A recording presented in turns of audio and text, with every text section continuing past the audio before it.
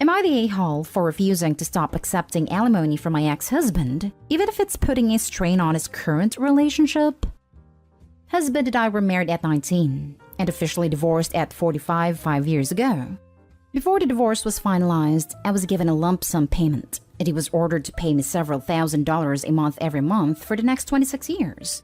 Now he wants me to start giving the money back to please his fiancée, since she apparently sees it as him keeping a connection with his ex, and money that he should be spending on his future instead of his past. But it's court-ordered, so I don't understand the logic there. And honestly, I don't really want to. In fact, I already said I wasn't going to.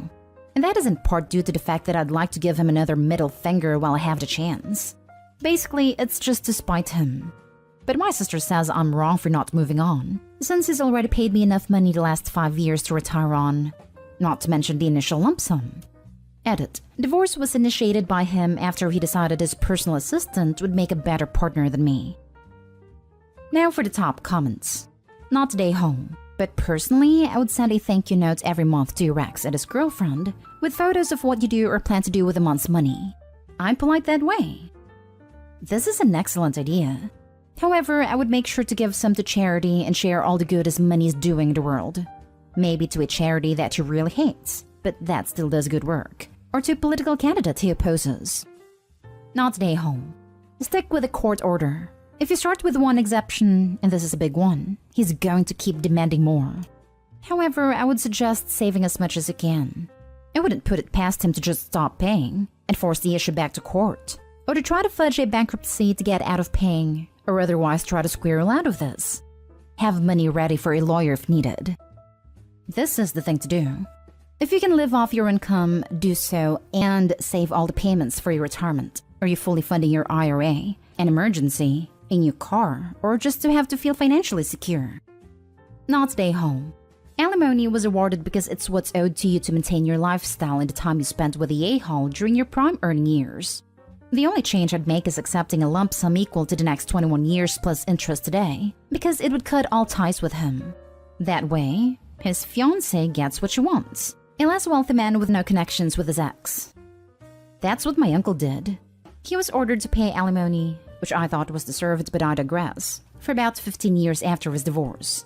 Him and his ex negotiated a lump sum option, and they threw a new card to get her to agree. It was the full amount plus a conservative interest, and they were happy to cut ties and move on.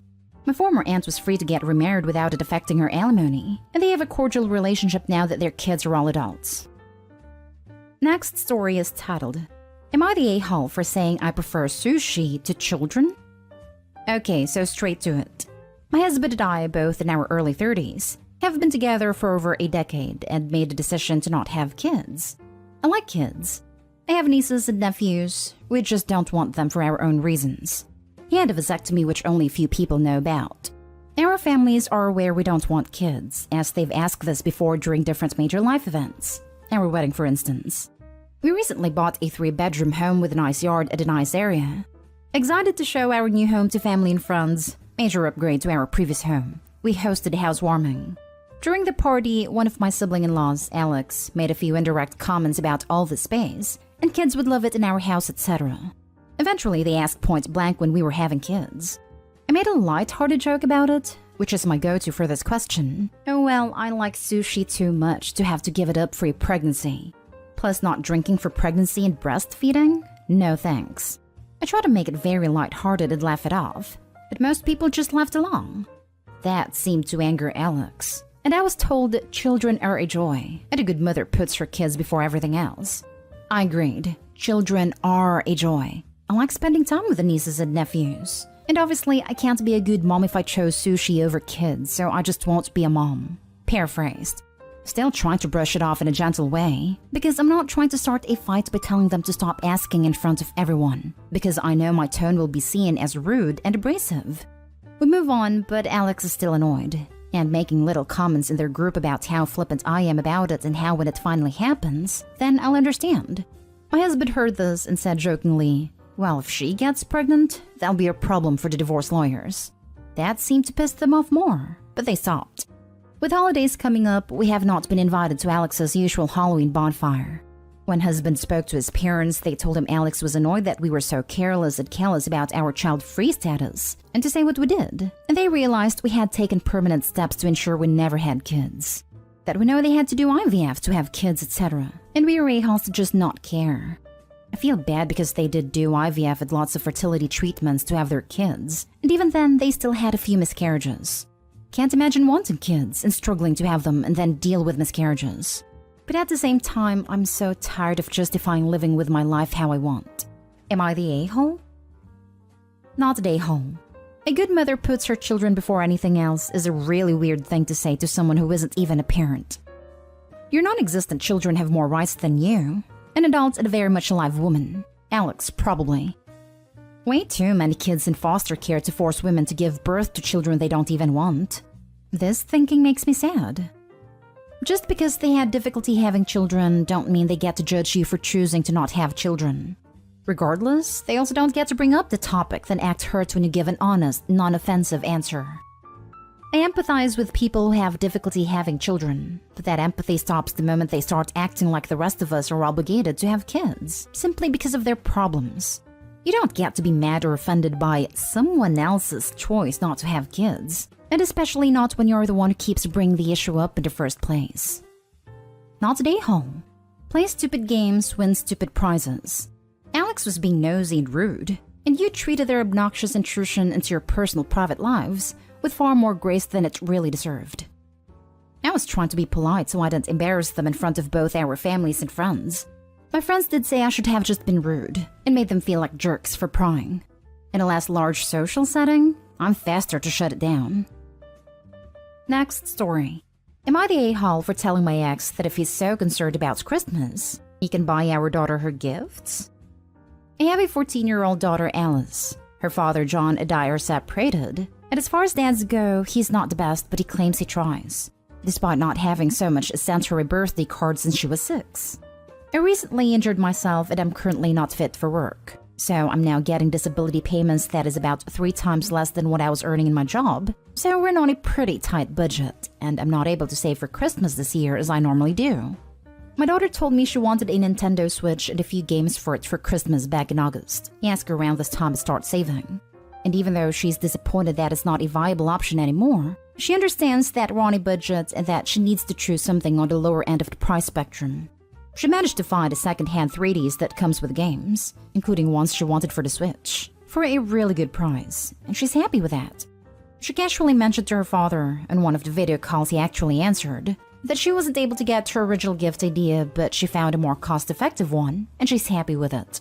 He asked to speak to me, and when my daughter brought me out her phone, he started berating me, saying I needed to return to work so my daughter can have the Christmas she deserves. I told him, John, you haven't seen Alice in person in 2 years, and you haven't sent her a gift, a card, or even a happy birthday in nearly a decade.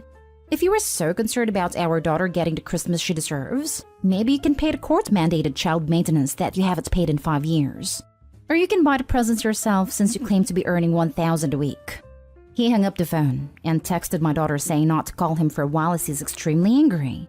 She's glad I stood up to him, but she's upset that he doesn't want to speak to her and is angry with me because I caused that. Am I the a-hole? No. Who the hell does he think he is talking to you like that when he doesn't even do the bare minimum? Also, he's going to punish your daughter because you called him out? What a prick.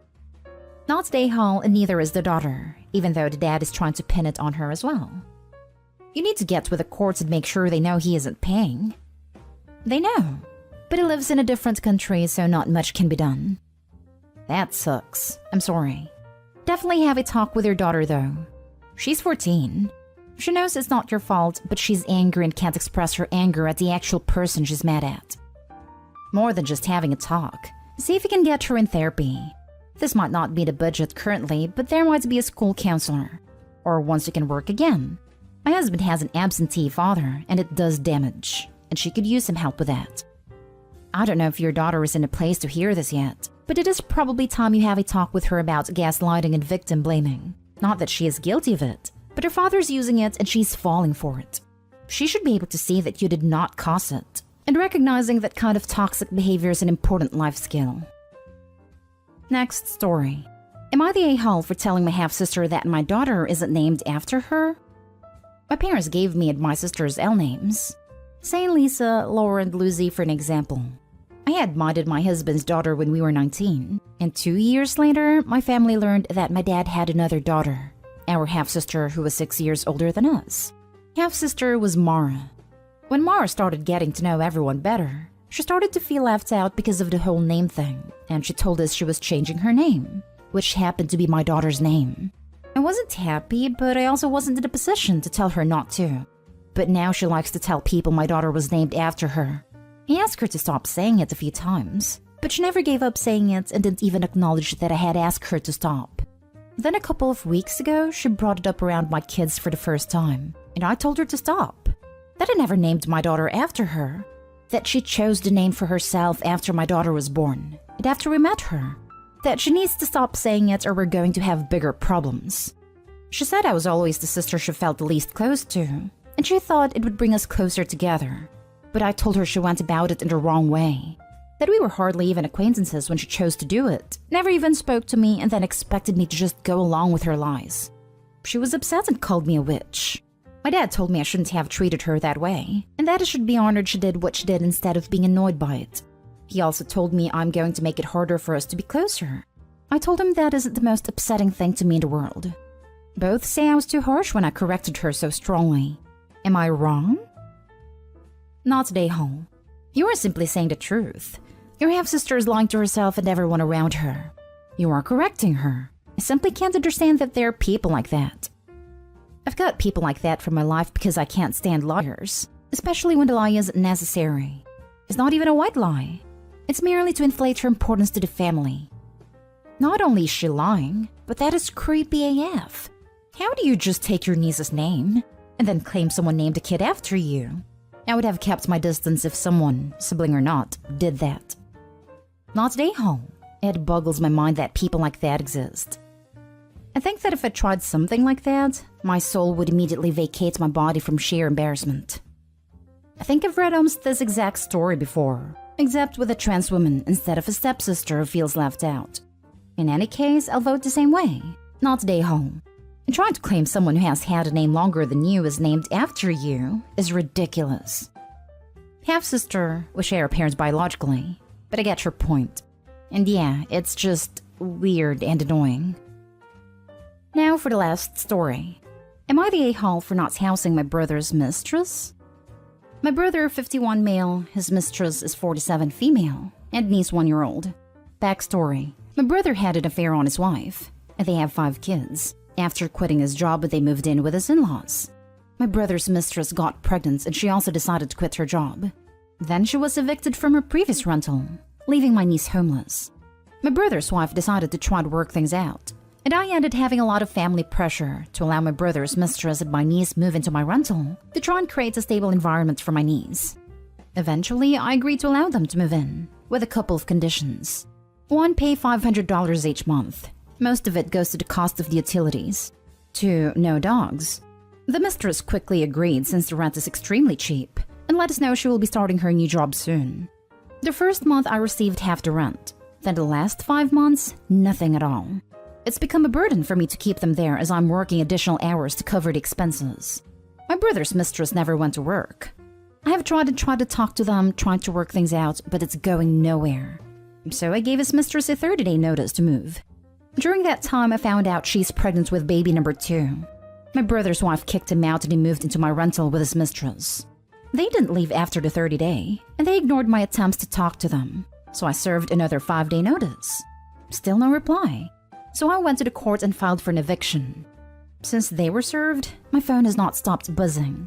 Just about every family member is called upset. My dad told me to finish it because he feels like my brother needs to man up and take care of his kids, both from his wife and mistress. My dad also told me to put my kids first. My mom, however, is livid. She told me that I would be responsible if my niece and a new baby will be taken away by CPS. She said my kids are old enough to understand mommy working extra hours in the name of supporting family. She feels like I should continue working overtime and paying for their expenses until the new baby arrives in 7 months. Am I the A for kicking my brother's pregnant mistress to the curb? Now for the comments. Not today, home. Mom, I am not supporting my brother's infidelity and lack of responsibility. I have my own priorities and I'm not going to take food and money from my own kids to support his kids for him. Supporting family also means not betting someone else behind your wife's back. Not bringing two illegitimate children into the world when you have no means to support them, but not expecting handouts from a sibling because you lack the human decency to work. If you feel so strongly about niece and a new baby, then please call CPS and have them placed with you. You can't just as easily provide a home for them while brother and his mistress get their act together. But I have done enough and I won't have you lecturing me on helping when you've done jack squat. So new family rule, take care of your kids. That means I'll take care of mine. And since brother is your son, Mom, you take care of him so he can take care of his kids. Not today, home. And I'd be telling Mummy dearest that if she feels that strongly about it, she can house them and pay for them herself. He's her son after all. And if CPS take the niece and baby, it's because they're bad parents. If your mom feels so strongly, she can house your brother, his mistress, and their babies. Not today, home. Start blocking numbers on your phone and give your mother's number to your brother and tell him she volunteered to look after him and his baby mama and his litter of kids. If your mom complains, tell her you only signed up to look after your kids. End of. Not today, home. And if your mom is so concerned about him, she should get another job and pay for brother and his inability to keep it in his pants. Or she can let them move into her house. Your kids need their mom.